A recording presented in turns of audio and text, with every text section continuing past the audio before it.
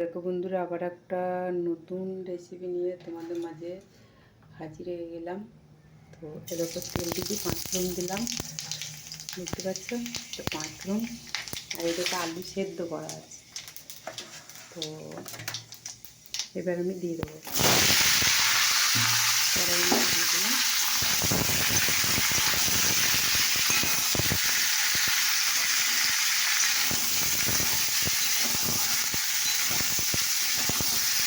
এবার এর মধ্যে আমি দেখাই নুন দিলাম, নুন দিয়েছি, একটু হলুদ দিলাম।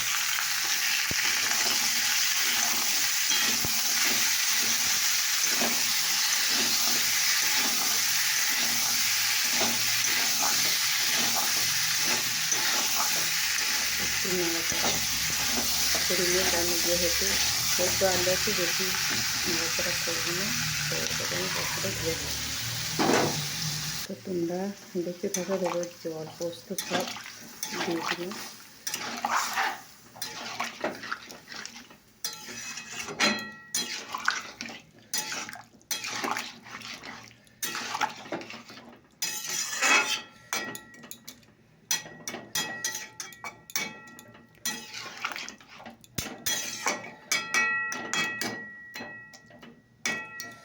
এবার দিয়ে দিলাম একটু আমি আর একটু হলুদ লাগবে, যেহেতু হলুদটা একটু কম কম লাগছে।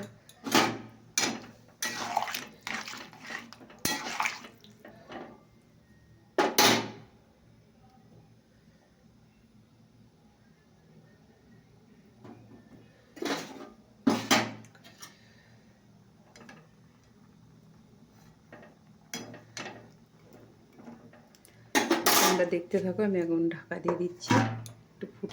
তো দেখো বন্ধুরা, আলু পোস্ত রেসিপিটা দেখো হয়ে গেল। তোমাদের এই রেসিপিটা কেমন লাগলো অবশ্যই জানাবে, ঠিক আছে? তো চলো, এদিকে আবার এই দিনেরকার একটু তরকারি ছিল, এটাকে গরম করছি। আর এদিকে দেখো চা করছি, চা খাবো। কে কে চা খাবে চলে এসো। তো তরকারিটা ফুটছে, যত তরকারিটা ফুটছে তত গাঢ় হয়ে যাচ্ছে, দেখতে পাচ্ছে। তো চলো অফ করে দিই, যত থাকবে তত ফুটবে। তোমাদের এই রেসিপিটা কেমন লাগলো? এটাকে আমি প্রথমে আলু সেদ্ধ করে নিয়েছি, বুঝেছো বন্ধুরা? সেদ্ধ করে নিয়ে তারপরে আমি ছোটো ছোটো কেটে সেদ্ধ করে নিয়ে জলে ছেঁকে নিয়েছি। ছেঁকে নিয়ে তারপরে একটু তেল 5 ফোড়ন দিয়ে ভালো করে একটু নুন হলুদ দিয়ে নাড়াচাড়া করে পোস্তটা বেটে ফেলে দিয়েছি। শুকনো লঙ্কা দিয়েছি, শুকনো লঙ্কা বাটা বা কাঁচা লঙ্কা বাটাও তোমরা দিতে পারো। তোমাদের রেসিপিটা কেমন লাগলো অবশ্যই কমেন্ট করে জানিও।